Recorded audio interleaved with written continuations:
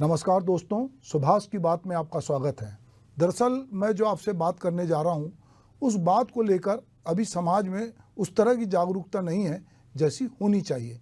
दरअसल हर आदमी का एक गोपन होता है, उसकी अपनी एक निजता होती है, उसकी अपनी एक प्राइवेसी होती है और वो चाहेगा तब अपनी चीज़ें लोगों को बताएगा, सार्वजनिक करेगा। बहुत सारी चीज़ें वो नहीं चाहता कि वो किसी से साझा करे। पर हम ये देख रहे हैं कि इधर के दिनों में जो इलेक्ट्रॉनिक निगरानी से पूरा समाज जूझ रहा है और जो निजता का अधिकार है वो इसमें कहीं ना कहीं मुश्किल में दिखता है। अभी अगर मैं एक बात करता हूँ कि अब पहले हम ऐसा कहते थे कि ईश्वर से डरो, ईश्वर देख रहा है, ऊपर वाला देख रहा है। अब जगह जगह हमको ये लिखा मिलता है कि आप कैमरे की जद में हैं, कैमरा आपको देख रहा है। तो अब एक तीसरी आँख है जो कैमरे की आँख है, जिसका एक्सेस किसी और के पास है और वो कैमरा आपको देख रहा है। ये कैमरा कई बार काम काज में मदद करता है, निगरानी करने में मदद करता है, पर कई बार ये निजता का हनन भी करता है। बहुत बार जो युवक युवती हैं वो नहीं जानते, उनको लगता है कि ट्रेन, मेट्रो ट्रेन में वो सफ़र कर रहे हैं, खाली डिब्बा है, वहाँ प्रेमालाप करने लगते हैं। पर उनको ये नहीं पता कि वो कैमरे की जद में है। वो एटीएम में जाते हैं और एटीएम में उनको लगता है कि सूनापन है और वहाँ एक दूसरे को हक करते हैं, किस करते हैं, वो भी कैमरा देखता होता है। और बहुत बार ये जानकारी लीक होती है और लोग इसके मज़े लेते हैं। हम ये देखते हैं कि हम जो मोबाइल है हमारे पास, वो मोबाइल जो है उसमें जो जीपीएस है वो उससे हम कहीं ना कहीं ट्रैक होते हैं। जब हम यात्रा करते हैं तो हम जब एक स्टेशन से दूसरे स्टेशन जाते हैं और जब एक प्रांत से दूसरे प्रांत जाते हैं तो वहाँ की बोली भाषा के जरिए ये पता चल जाता है कि हम कहाँ जा रहे हैं। हम जो कुछ बोलते हैं, अब तो इतने सॉफ्टवेयर आ गए हैं कि हम जो कुछ बोलते हैं वो हमारा बोला हुआ भी जो है वो कहीं ना कहीं दर्ज होता है। हम जो सर्च करते हैं धीरे धीरे वो भी मोबाइल के ज़रिए पता चल जाता है। हम जो डाटा कहीं पर देते हैं, अपना मोबाइल देते हैं, ईमेल देते हैं, हम देखते हैं कि हमको बहुत सारे अनवांटेड फ़ोन आने लगते हैं। तो धीरे धीरे लोगों ने सोशल मीडिया को अपने घर का आंगन समझ रखा है, पर दरअसल ये एक ऐसा सार्वजनिक प्लेटफॉर्म है जहाँ कोई चीज़ गोपन नहीं है। यदि आप यहाँ पर कुछ कर रहे हैं तो उसकी जानकारी बहुत जगह हो रही है और ये धीरे धीरे सब जगह ये बात आ रही है कि जो सूचनाएं वो किस तरह से साझा हो रही हैं।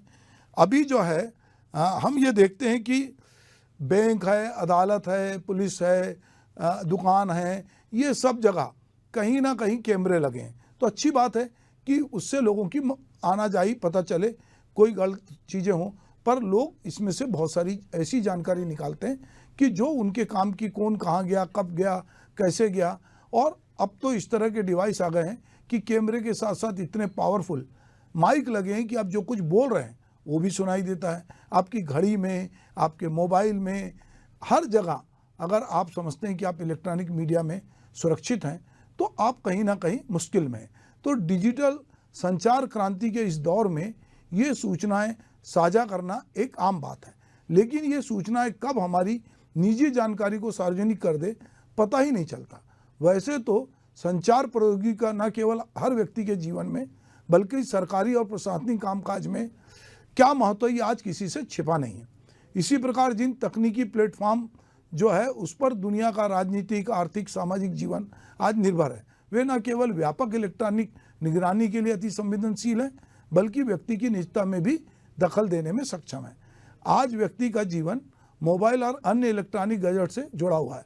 ये गैजेट जीवन में इतने महत्वपूर्ण हो गए हैं कि इनके बिना जिंदगी में कामकाज करना असंभव सा बनता जा रहा है। हमारे प्रधानमंत्री ने कल ही घर वालों से कहा है कि अपने बच्चों को और अपने घर को गैजेट से दूर रखो, पर यह ऐसा संभव होता नहीं दिखता। धीरे धीरे संचार प्रौद्योगिकी हमारे जीवन में इस कदर प्रवेश कर गई है कि इसके कई नकारात्मक पक्षों का पता हमें तब पता चलता है जब हम इसके शिकार होते हैं। आज हम इस प्रौद्योगिकी के उस पक्ष पे बात करेंगे जिसने निजता के अधिकार को प्रभावित किया है। दरअसल छत्तीसगढ़ के मुंगेली जिले के पथरिया क्षेत्र का एक ऐसा मामला सामने आया है जिसने निजता को लेकर कई सवाल खड़े किए। हुआ यूं कि कुछ महीने पहले मुंगेली के तत्कालीन शिक्षा अधिकारी और ब्लॉक शिक्षा अधिकारी ने जिले के सभी 500 स्कूल में शिक्षकों की उपस्थिति सुनिश्चित करने के लिए उनके मोबाइल फ़ोन पे जीपीएस से कनेक्ट करने के निर्देश दिए। उन्होंने शिक्षकों के मोबाइल पे एक निजी कंपनी द्वारा संचालित ऐप डाउनलोड कराया। शिक्षकों को सुबह 10 बजे और शाम 4 बजे QR कोड स्कैन कर उपस्थिति दर्ज करानी पड़ती थी। इस दौरान उनके मोबाइल का GPS जो है वो चालू रहता। इस ऐप को डाउनलोड करने के बाद शिक्षकों के मूवमेंट की सभी जानकारी ऐप में दर्ज होने लगी। यह तो सब ठीक था, लेकिन परेशानी तब शुरू हुई जब शिक्षकों के फ़ोन पे लगातार बिजनेस और टेली मार्केटिंग से संबंधित कॉल आने लगे। इसकी वजह थी कि जिस कंपनी का ऐप शिक्षकों के मोबाइल में डाउनलोड थे, उसके माध्यम से निजी जानकारियां लीक होने लगी।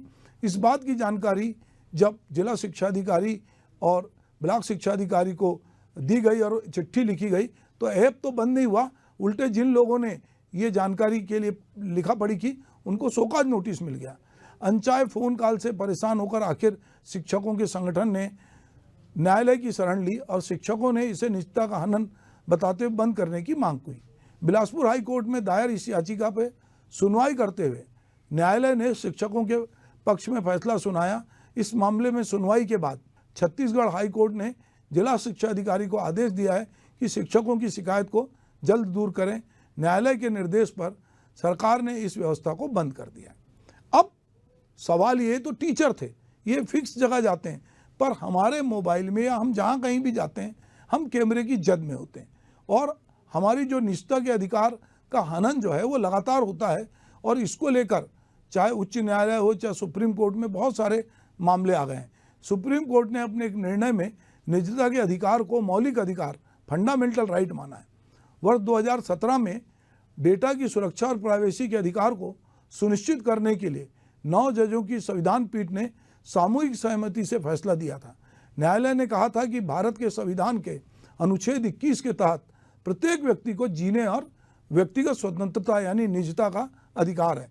इसे संविधान के भाग 3 द्वारा गारंटीकृत स्वतंत्रता के हिस्से के रूप में संरक्षित किया गया है। इस अधिकार को केवल राज्य कार्रवाई तभी कर सकती है जब ऐसी राज्य की कार्रवाई के लिए विधि जनादेश हो। इसे एक वैध राजकीय उद्देश्य का पालन करना चाहिए, साथ ही यथोचित होनी चाहिए, अर्थात ऐसी राज्य की कार्रवाई प्रकृति और सीमा में समानुपातिक होनी चाहिए, एक लोकतांत्रिक समाज के लिए आवश्यक होनी चाहिए तथा किसी लक्ष्य को प्राप्त करने के जो विकल्प हैं उनमें से सबसे अंतर्विरोधी होनी चाहिए। बात यहाँ यह है कि हम देखते हैं कि हम किसी को मोबाइल फ़ोन करते हैं, वो बाद में ये बताता है कि उसने हमारा फ़ोन टेप कर लिया है और वो किसी को सुनाता है। उसको ये नहीं मालूम कि जो वो हमारी बातें टेप कर रहा है जिस ऐप के जरिए, ये गलत है, ये नियम के विरुद्ध है। वो हमारी बातों को हमसे बिना अनुमति लिए टेप नहीं कर सकता। जो लोग बिना अनुमति वीडियो बनाते हैं, जो लोग बिना अनुमति बातों को टेप करते हैं, ये एक प्रकार का अपराध है। और जो लोग जो है फेक आईडी बनाकर भी लोग एक दूसरे से जुड़ते हैं। हम देख रहे हैं कि इस समय डीप फेक जो है वो एक बड़ा मामला हमारे देश में आया है कि जहाँ पर कि एक आदमी की पूरी इमेज ही क्रिएट कर दी जाती है। तो ये एक नागरिक से दूसरे नागरिक के बीच में जो उसकी अपनी प्राइवेसी है, हर व्यक्ति को निजता का अधिकार है। हम ये देखते हैं घरों में भी बड़ी कॉमन बात है कि जो मोबाइल है, चाहे पत्नी का मोबाइल हो, पति का मोबाइल हो, बच्चों का मोबाइल हो, उसमें भी खंगालते हैं, देखते हैं। हम एक दूसरे की निजता का सम्मान नहीं करते और हम उसके हर गोपन को जानना चाहते हैं। हम बहुत सारी बात, चूँकि हमारा समाज बहुत सार्वजनिक समाज है, खुला समाज है, तो हम बहुत सारी ऐसी बातें करते हैं जो व्यक्ति की निजी स्वतंत्रता से संबंधित है, उसकी निजता से संबंधित है, पर हम उसको ना तो उस कानून को जानते हैं, ना हम उसकी इज्जत करते हैं। और हमको लगता है कि सारी बातें हैं जो वो सार्वजनिक होनी चाहिए और हम लोगों से उस तरह की अपेक्षा भी करते हैं। और कई बार बहुत सारी जगहों पे, बहुत सारी बैठकों में, घर परिवार में हम ऐसी जानकारी भी लोगों से पूछते हैं जो बताना नहीं चाहता। एक व्यक्ति क्या बताना चाहता है, क्या नहीं बताना चाहता, ये सारी चीज़ें जो हैं वो हमको ये देखना हो। किसी भी व्यक्ति की निजी, पारिवारिक या उसकी जो प्रतिष्ठा से जुड़ी बातें हैं वो सब निजता के कानून में और उसमें दर्ज है। ऐसी कोई जानकारी जो उसको देना जरूरी है और वो देने के लिए बाध्य है तो वो जानकारी देगा, वरना अगर वो जानकारी नहीं देना चाहता, जो उसकी व्यक्तिगत जानकारी है, तो वो जानकारी लेने का अधिकार किसी को नहीं है। और यदि आपको सूचना का अधिकार हमारे देश में है, यदि आप सूचना के अधिकार के तहत भी जानकारी मांगते हैं, तो कोई भी विभाग जब थर्ड पार्टी जानकारी होती है तो उस व्यक्ति से ज़रूर ये सहमति मांगता है कि क्या आप इस जानकारी को देने के लिए सहमत हैं। पर हमारे यहाँ, मैं जैसा आपसे कह रहा हूँ कि हमारा निजता को लेकर उस तरह की बात नहीं है। इसलिए चाहे टीचर हों, चाहे ऑफिस में काम करने वाले हों या बहुत जगहों पे काम करने वाले हों, लोगों को लगता है कि उनकी सारी जानकारी, उनकी सारी एक्सेस हमारे पास होनी चाहिए। कामकाज की मॉनिटरिंग के लिए तो ये बहुत अच्छी बात है, पर इसके पीछे यदि बदनीति आ जाए या बाजार घुस जाए, आपका डाटा लीक हो जाए, तो कहीं ना कहीं आपके निजता का जो अधिकार है उसका हनन होता है। तो ये बात जो लोग नहीं समझते उनको ये समझना चाहिए कि आप किसी भी, अगर कोई न्यायालय मांगता है तो कोई जानकारी दी जा सकती है, कोई मुद्दे को हल करने किसी की व्यक्तिगत जानकारी ली जाती है। हम देखते हैं कि अपराधियों के ट्रैक रिकॉर्ड निकालने के लिए उनके व्हाट्सएप मैसेज पिछले निकाले जाते हैं ताकि उन्होंने ऐसा कोई ट्रांजैक्शन किया हो, बात किया हो जिससे राष्ट्र को खतरा हो या देश की सुरक्षा को खतरा हो, तो वो बात तो समझ में आती है। पर ऐसे भी हम किसी के मोबाइल का डाटा, उसका व्हाट्सएप मैसेज, उसकी बात को की गोपनीयता को बनाए रखना ये हमको कानूनी अधिकार भी है और एक व्यक्ति का भी अधिकार है कि वो अपनी निजता का सम्मान करें।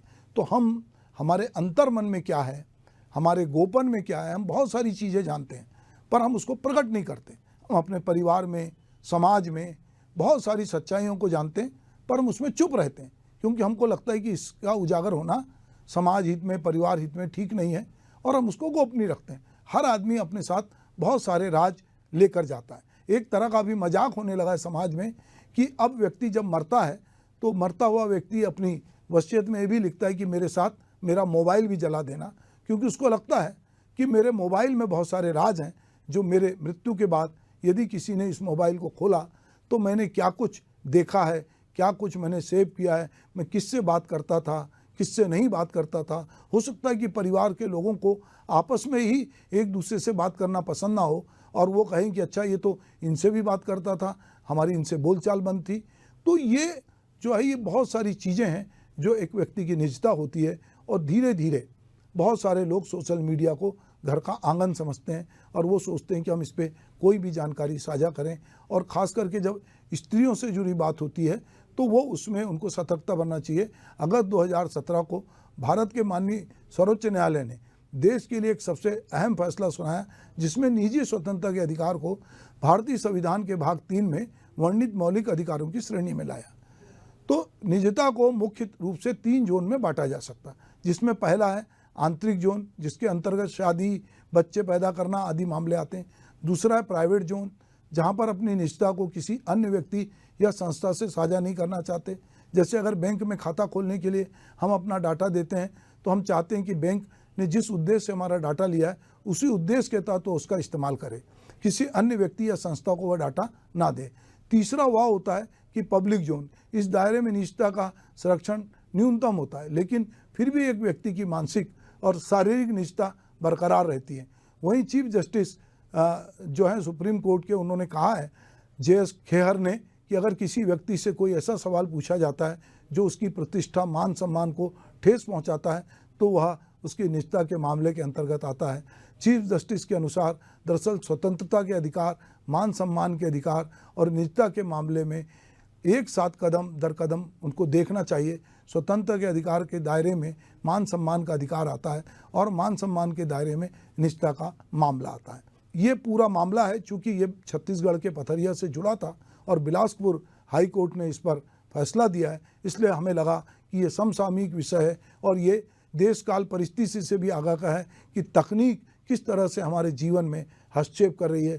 तकनीक हमारी बेहतरी के लिए है पर वो तकनीक कई बार बहुत सारे लोग अलग अलग तरह से इस्तेमाल करते हैं। बहुत सारे साइबर ठग जो हैं वो इस तकनीक का इस्तेमाल करके कभी आपकी निजता में, कभी आपकी सेक्सुअल हरासमेंट को लेकर, कभी आपकी फ़ोटो को लेकर, कभी आपके बैंक अकाउंट को लेकर, कभी आपकी बातचीत को लेकर, किसी जगह हुई आपकी अंतरंग बातचीत को लेकर बहुत सारी चीज़ों को ये सार्वजनिक करते हैं जो एक व्यक्ति की निजता का हनन है। और हमको ये समझना चाहिए कि हर व्यक्ति का अपना एक गोपन है और उसकी अपनी एक निजता है और उसका सम्मान हमको करना चाहिए। नमस्कार।